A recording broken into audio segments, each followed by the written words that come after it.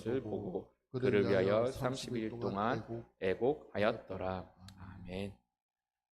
에돔의 거절과 아론의 죽음이라는 제목으로 이 시간 말씀을 전하도록 하겠습니다.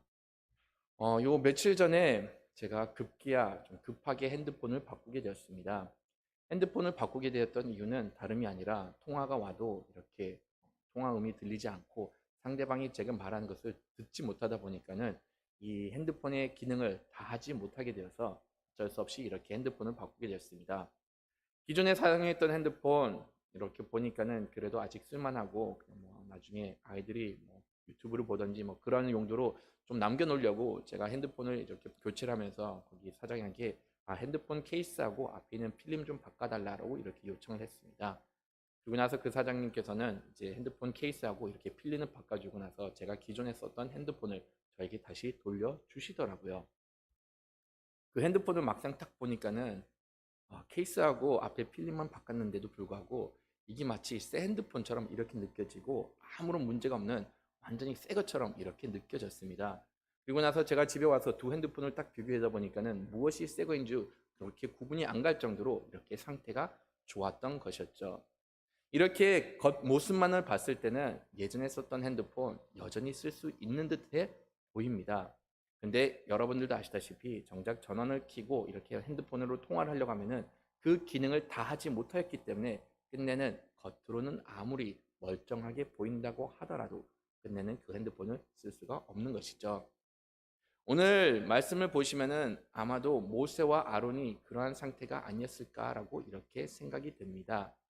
오늘 말씀을 보시면은 그냥 20장 전체 말씀을 이렇게 쭉 보시면은 이렇게 세 명이 죽는 것에 대해서 이렇게 기록된 것을 보게 됩니다. 20장 초반에는 누가 죽는가 하면은 모세의 누나 미리암이 죽게 되는 것을 보고 그런 다음에 마지막에는 아론이 이렇게 죽게 되는 것을 보게 됩니다. 이들을 딱 죽음의 모습을 보면은 이들의 건강에 대해서 여러분들도 아시다시피 아무런 이상이 없었습니다. 아론도 죽을 때까지 보시면은 이 여전히 건강했던 것을 볼 수가 있고 그 다음에 모세 역시 마찬가지로 120살이 되었는데도 불구하고 그의 건강이 여전히 문제가 없었다라고 말씀에 이렇게 기록된 것을 볼 수가 있어요. 그러면은 이렇게 죽은 것을 보았을 때는 결과적으로는 이들이 아직까지는 외적으로는 이렇게 하나님의 일을 충분히 수행할 수가 있었는데도 불구하고 하나님께서 때가 되셨기 때문에 이들을 이제는 지도자의 자리로서 내려놓고 이렇게 다음 세대로 교체하는 것을 볼 수가 있습니다. 말씀을 좀 전에 드렸던 것처럼 20장 초반에 미리암의 죽음이 이렇게 기록이 되어 있고 마지막에는 아론의 죽음이 기록되어 있다라고 보는데 솔직히 보면은 이 20장에는 이 세 사람들의 죽음이 이미 예견되어 있는 것을 볼 수가 있습니다. 20장에 보시면은 하나님께서 모세에게 너는 이스라엘 백성들에게 물을 내라라고 말씀을 하셨는데 그때 모세가 하나님의 말씀을 불순종하여 가지고 지팡이로 돌을 침으로 인해서 물을 나오게 만들었습니다. 그러자 하나님께서는 모세에게 하셨던 말씀인 너가 나의 말씀에 불순종했기 때문에 끝내 너와 아론 내가 너희들에게 약속한 그 땅에 들어가지 못하게 될 것이다 라고 이렇게 말씀을 하셨습니다. 가나안 땅에 들어가지 못하게 된다는 것 그냥 너희들은 여기서 이제는 죽게 될 것이다 라고 이렇게 선포를 하셨던 것이었죠. 그리고 실질적으로 모세와 아론, 미리암이 죽었던 해를 보면은 비록 이 장수는 좀 다르지만은 같은 해에 죽은 것을 보게 됩니다.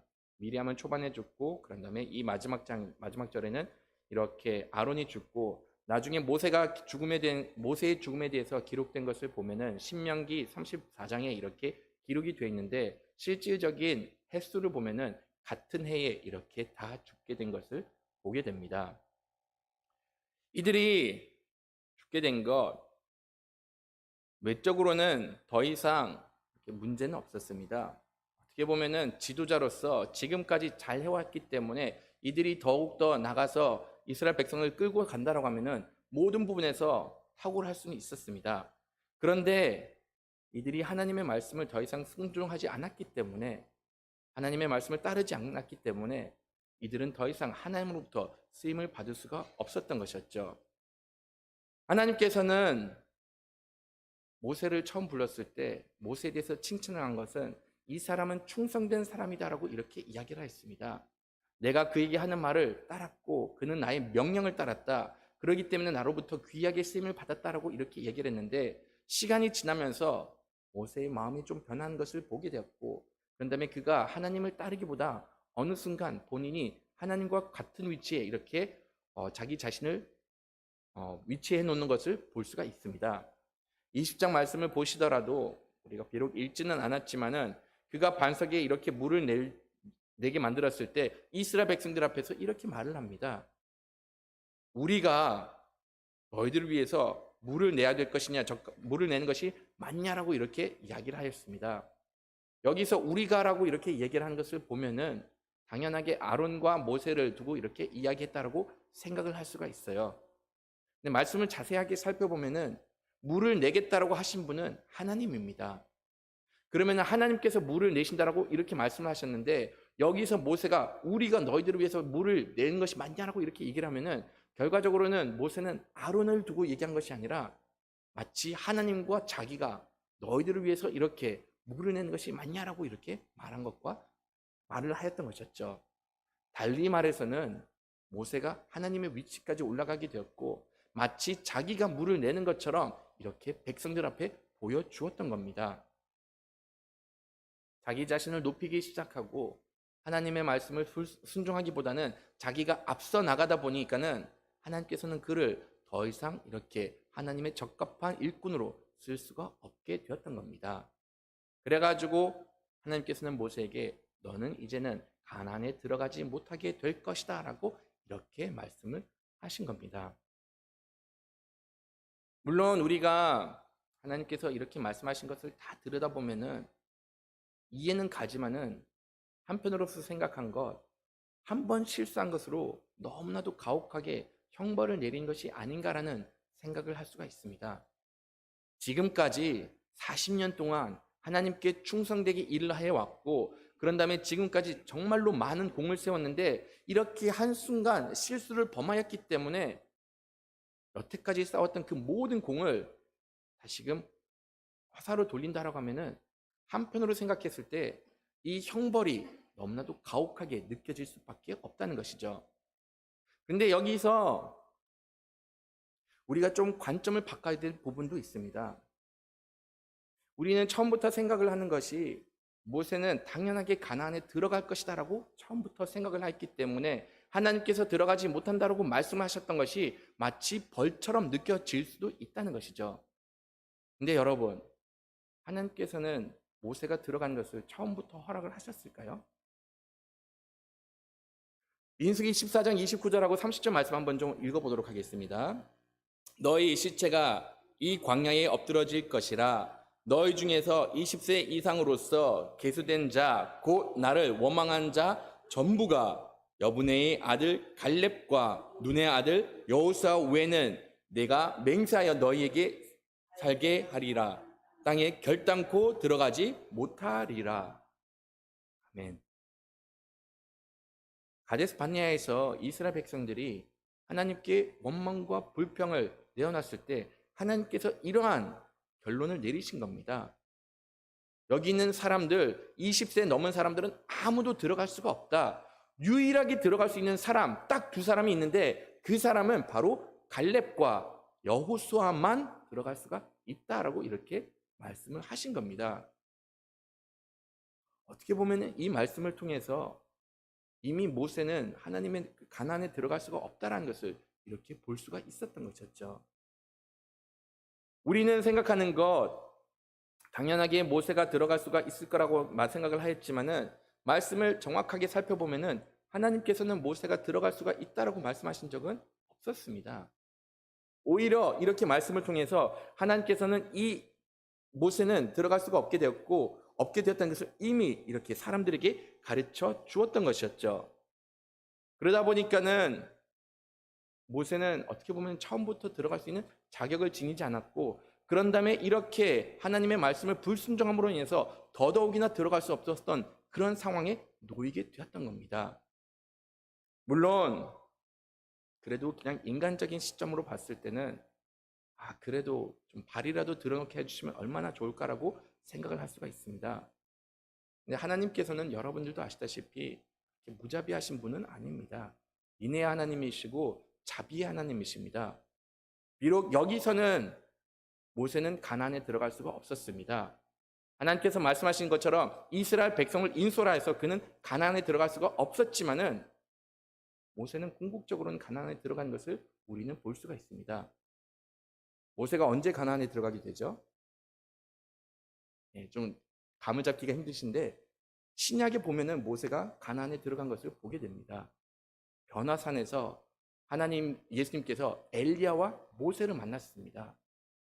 그때 모세가 가나안에 있었던 것이고 그때 하나님께서는 그가 이렇게 그 땅을 밟을 수 있는 은혜를 더하여 주셨던 것이었죠. 물론 여기서는 들어갈 수가 없었지만은 그럼에도 불구하고 하나님께서는 이렇게 그에게 또다시 자비를 베풀어 준 것을 볼 수가 있습니다. 하나님께서는 그럼에도 불구하고 지금 이 상황에서는 너가 나의 말을 불순종하였기 때문에 너는 이제는 가나안에 들어가지 못하게 되었다라고 이렇게 이야기를 하고 있습니다. 그렇기 때문에 여기에 대해서는 많은 아쉬움을 가질 수가 있지만은 솔직히 이런 아쉬움은 어디까지나 인간의 아쉬움밖에 될 수가 없습니다. 비록 이들은 가나안에 가지를 못하고 아론과 모세 여기서 죽게 되지만은 그럼에도 불구하고 이것을 단지 하나님의 징벌로만 받아들일 필요는 없습니다. 하나님께서는 비록 이들에게 가나안을 볼 수는 없게 되었지만은 죽음을 맞이함으로 인해서 이들은 영원한 하나님의 나라에 거할 수가 있게 되었고 이들은 이로 인해서 하나님과 동행하는 삶을 살 수가 있게 됨을 가르쳐주고 있습니다.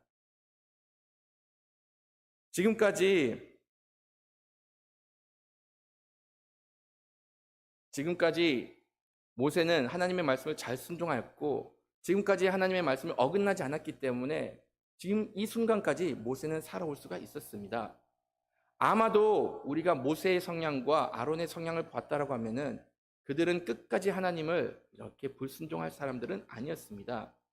만약 이들이 하나님의 말씀을 불순종하고 하나님의 뜻을 거역하였다라고 하면은 아마도 이들은 광야 생활 40년 그 어느 가운데서 없어졌을 수도 있었습니다.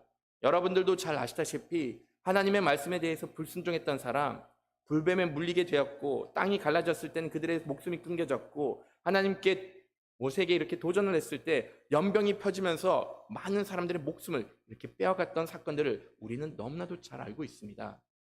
만약 이들이 정말로 처음부터 끝까지 하나님을 불순종했다고 하면은 이 과정 가운데서 이들은 목숨을 잃었을 텐데 이들은 하나님의 말씀을 잘 순종했기 때문에 이 마지막까지 올 수가 있게 되었던 것이고 이렇게 마지막까지 오게 되었던 것 이것은 하나님 은혜 가운데서 올 수가 있었고 마지막에는 하나님께서는 그래 너희들은 이제 이 일로 인해서 비록 가나안은 보지 못하게 되지만은 너희들은 너희들의 조상에게 돌아갈 수가 있게 된다라고 말씀을 해주십니다.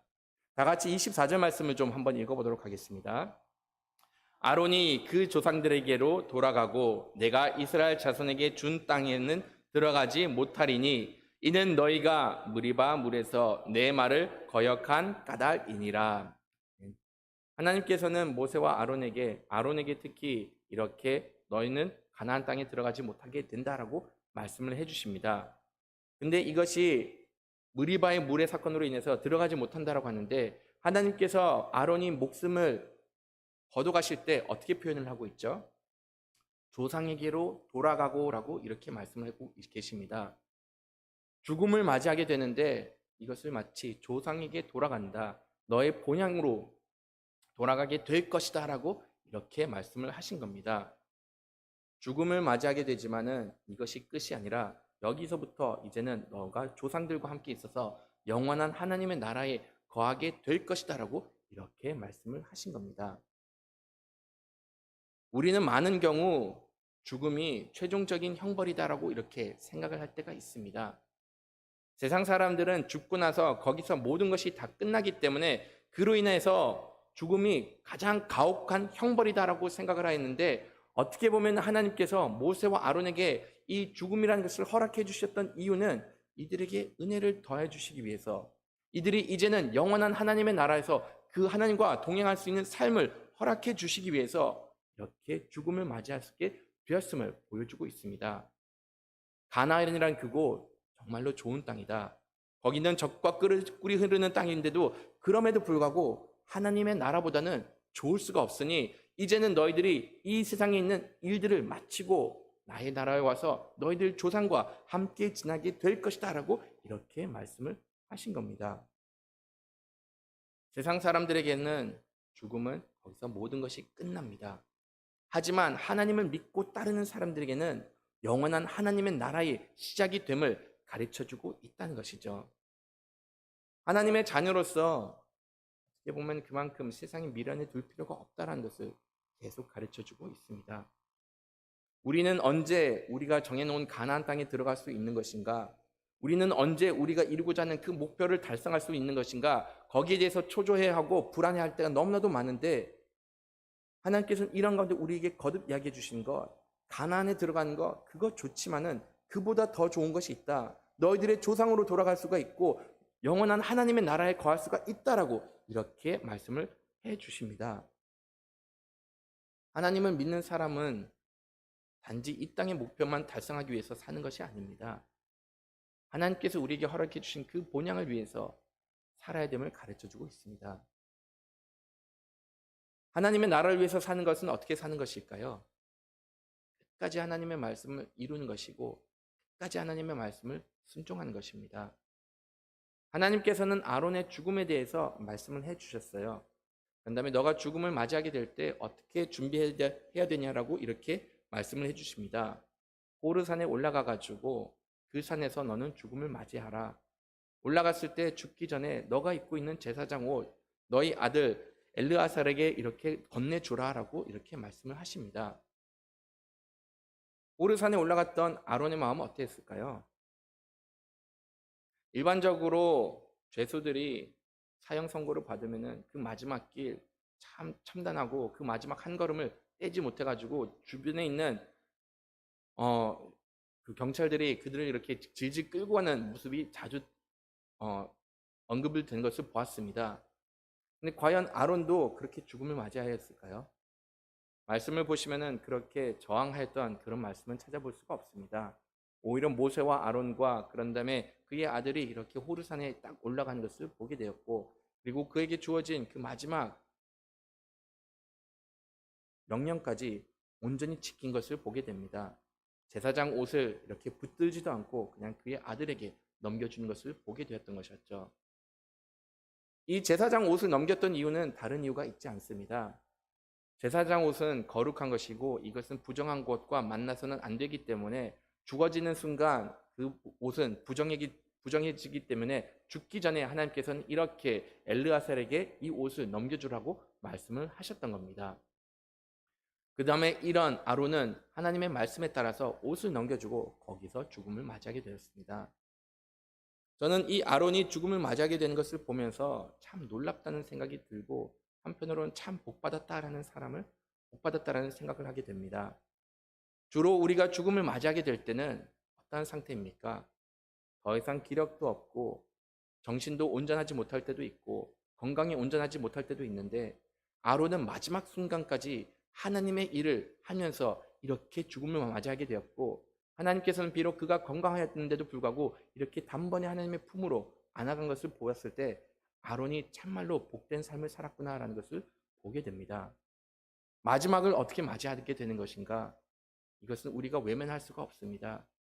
하나님을 믿는 사람으로서 비록 주어진 수명이 정해져 있지만은 우리가 살아가는 하나님의 백성으로서는 끝까지 하나님의 일을 하는데 열심을 다해야 되는 것이고 하나님께서 우리에게 요구하신 그 모든 것들을 지키면서 마지막을 준비할 필요가 있음을 이렇게 가르쳐주고 있습니다.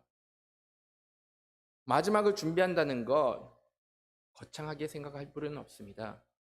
하나님을 믿는 사람으로서 하나님의 말씀을 지키는 것이고 끝까지 세상 사람들과 구별된 모습을 보여주는 것이 이것이 어떻게 보면은 하나님께서 우리들로부터 요구하는 그러한 삶임을 볼 수가 있습니다.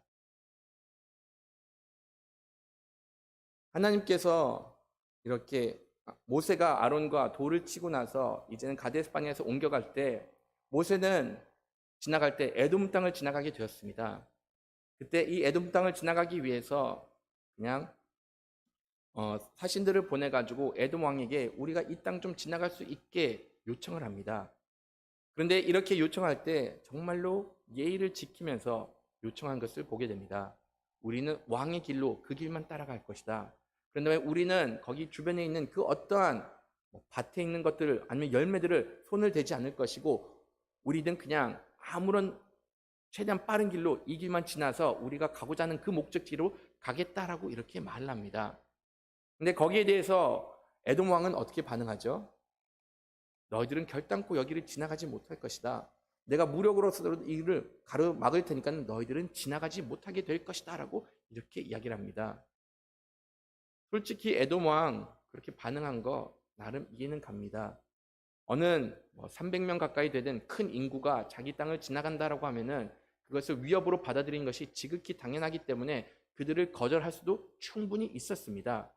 근데도 불구하고 이 에돔 왕이 내렸던 결정이 좋지 않았다는 것을 알 수 있는 것은 지금 모세가 이렇게 사신을 보냈을 때 어떠한 의도로 보냈죠? 평화적인 목적으로 보냈습니다. 그것뿐만이 아니라 이 사신을 보냈을 때 특별히 언급한 것 형제 아니냐? 너희들은 우리와 같은 피를 섞었던 민족 아니냐? 그러니까는 이 형제 국가로서 우리를 좀 지나갈 수 있게 요청을 했습니다. 특별히 이스라엘 사람들 애굽에서 그렇게 고통을 당하였기 때문에 이렇게 겨우겨우 나와서 다시금 나라를 세우려고 하고 하나님께서 우리와 함께 하셨고 천사들을 통해서 우리가 출애굽을 하였는데 우리 좀 제발 좀 지나갈 수 있게 해달라고 이렇게 요청을 하였던 겁니다. 만약 이런 요청을 들으면은 형제 국가로서는 외면을 해서는 안 됩니다. 근본적으로 하나님을 따르는 사람들, 하나님을 믿고 정말로 하나님이 나의 하나님이라고 고백하는 그러한 모든 하나님의 백성들은 어려움에 처해 있는 사람들을 외면을 해서는 안 된다는 것이죠. 오늘날 우리는 워낙 이기적인 세상에 살다 보니까는 남이 어려움에 처했을 때 쉽게 외면을 할 때가 너무나도 많습니다. 심지어는 오늘날 남을 잘못 도와줬다가는 괜히 나에게 피해가 돌아올 수가 있다는 것을 알기 때문에 더더욱이나 도와주는 것을 꺼려하곤 합니다. 심지어 핸드폰을 주워가지고 아니면 지갑을 주워가지고 이것을 만약 경찰서에다 이렇게 갖다 주면은 거기서 이렇게 각종 진술서를 작성하게 만듭니다. 어디서 발견했는가부터 시작해가지고 여기 얼마 들어있느냐, 돈을 빼지 않았느냐 하고서 온갖 기록, 그 다음에 내 정보까지 다 남겨둬야 됩니다. 그 이유는 그만큼 신뢰할 수 없는 사회이기 때문에 혹여나 범죄를 저지른 것이 아닌가를 확인하기 위해서 이렇게 남기게 만듭니다. 만약 이러한 힘든 절차를 밟게 되면은 솔직히 선행을 베푸는 거 쉽진 않습니다. 차라리 그럴 거면은 지가 보더라도 외면하는 것이 오히려 나한테 편할 수가 있다는 것이죠. 그런데도 불구하고 하나님께서는 하나님의 자녀로서는 어떤 상황이 있든지 간에 설령 나에게 이것이 피해가 되든지 간에 이런 가운데서 도와주는 것이 마땅히 해야 할 일임을 가르쳐주고 있습니다. 에돔이 이렇게 형제 국가를 돕지 않다 보니까는 나중에는 에돔은 하나님으로부터 심판을 받게 됩니다. 오바댜 말씀을 보시면 1장 10절 말씀을 한번 좀 보도록 하겠습니다. 내가 내 형제 야곱에게 행한 포악으로 말미암아 부끄러움을 당하고 영원히 멸절되리라. 아멘. 하나님께서는 에돔에 대한 이렇게 심판을 선포를 하시는데 이 형제 국가에게 형제 야곱에게 포악하게 행함으로 인해서 부끄러움을 당하게 될 것이다. 너희들에게 도움의 손을 뻗었는데도 불구하고 이를 외면하였기 때문에 너희들은 부끄러움을 당하게 될 것이다 라고 이렇게 말씀을 하셨습니다. 하나님을 따르는 백성들, 우리에게 끝까지 주어진 사명은 어려움을 겪고 있는 사람 외면을 해서는 안 됩니다. 때로는 지금 이 상황을 봤을 때 우리 교회도 힘들다라고 말을 할 수가 있지만은 그럼에도 불구하고 이 교회보다 훨씬 더 어려운 교회가 있으니 우리에게 주어진 사명, 우리가 섬기는 교회 끝까지 섬기고 도움이 필요한 교회에 대해서는 손을 뻗어주는 것이 우리에게 주어진 사명입니다. 하나님께서는 이렇게 외면을 했던 에돔에 대해서는 나중에 심판을 하시는데 여기에 대해서 모세는 이렇게 다시금 요청을 합니다. 만약에 우리가 지나가다가 너희들에게 피해를 주면은 보상을 해주겠다. 만약에 우리가 지나가다가 우리의 가축들이 물을 마신다라고 하면은 거기에 대해서 변상을 해줄 테니 다시금 한번 우리가 지나갈 수 있도록 좀 허락을 해달라고 이렇게 요청을 합니다. 솔직히 이 정도 되면은 이렇게까지 예절을 차릴 필요는 없어요. 비록 이 에돔이라는 땅 강하고 그들의 군사력이 좋다고 하지만은 솔직히 이 이스라엘 백성들이 가지고 있었던 군사력으로 싸움을 걸었다라고 하면은 이들에게도 충분히 승산은 있었습니다. 그럼에도 불구하고 철저히 무시를 당했는데도 불구하고 모세는 여기서 무력으로 에돔을 다스리지 않고 그냥 끝까지 예의를 차리면서 혹여나 우리가 피해를 주면은 여기에 대해서 보상을 할 테니 다시금 우리가 지나갈 수 있도록 허락해 달라라고 이렇게 부탁을 합니다. 예의를 끝까지 차리는 거 쉽지는 않습니다. 특히 우리들에게 무례를 행하는 사람들이 있으면은 일반적인 사람들의 반응은 네가 나에게 무례를 한 만큼 나도 너에게 갚아주겠다라고 이렇게 반응을 할 수밖에 없습니다. 그럼에도 불구하고 모세는 하나님의 자녀로서 선택받은 하나님의 백성으로서 그 시대 사람들과 동일하게 행하지 않고 하나님의 뜻에 따라서 그냥 그들이 끝까지 예의를 다한 것을 볼 수가 있습니다. 하나님을 따르는 백성은 이 시대의 흐름과는 같이 가서는 안 됩니다. 때로는 우리들에게 무례를 행하는 사람들이 있지만은 그럼에도 불구하고 끝까지 친절을 베푸는 것이 하나님의 자녀가 됨을 나타내는 것이고 세상과 구별됨을 나타내는 삶임을 가르쳐주고 있습니다. 오늘날 우리가 살아가는데 무례하게 행동하는 거 정말로 많이 봅니다. 가장 현실적인 부분으로서는 층간소음을 볼 수가 있는데 이렇게 층간소음의 피해자도 될 수 있고 가해자도 될 수 있는데 이런 모든 가운데서도 하나님께서는 우리에게 요구하시는 것까지 우리에게 지켜줄 예의를 지키라. 그리고 변상할 것이 있으면 죄값을 치르면서 변상을 하라고 말씀하셨습니다. 어떻게 하면 우리가 가장 하나님의 자녀다운 모습을 보일 수가 있을까요? 만약 누구에게 피해를 준다라고 하면은 그 피해에 대한 죄값을 치르는 것입니다. 설령 내가 잘못한 것이 없다고 하더라도 만약 상대방이 욕을 한다라고 하면은 거기에 대한 변상을 해주는 것이 어떻게 보면은 하나님께서 우리로부터 요구하는 그런 삶의 자세인 것이죠. 이러한 모습, 이것 모든 것을 다 행했을 때 우리는 이런 가운데 하나님의 영광을 드러내게 되는 것이고 이러한 모든 가운데 우리에게 주어진 그 사명을 다할 수가 있습니다. 때로는 이 사명 다 지키는 거 쉽지는 않습니다. 특히나 우리가 신앙생활 오래 하다 보면 특히 우리가 나이가 들어가면 들어갈수록 이런 것들에 대해서 무관심해질 수가 있는데 여러분들이 말씀을 보시면은 모세가 마지막 때가 되었는데도 불구하고 이렇게 하나님으로부터 거절당하고 가나안에 들어가지 못한다는 그 소식을 들었는데도 불구하고 바로 그 다음 행동 다시금 하나님의 말씀을 순종하여서 하나님의 모습, 백성된 모습을 이렇게 보여준 것을 보게 됩니다. 이것이 진정 하나님으로부터 쓰임을 받는 하나님의 일꾼이시자 하나님으로부터 칭찬받는 삶임을 믿으시기 바라겠습니다. 하나님께서는 이것을 우리들로부터 오늘날도 요구를 하고 계십니다. 비록 우리가 종말의 시대에 살고 있고 하나님을 대적하는 세력이 있다고 했지만은 이런 가운데서도 하나님께서는 우리에게 끝까지 하나님의 자녀됨을 보여달라고 이렇게 말씀해주고 계십니다. 언제 어디서나 항상 하나님의 영광을 드러내고 말씀대로 살아가는 여러분들이 되기를 간절히 바라겠습니다.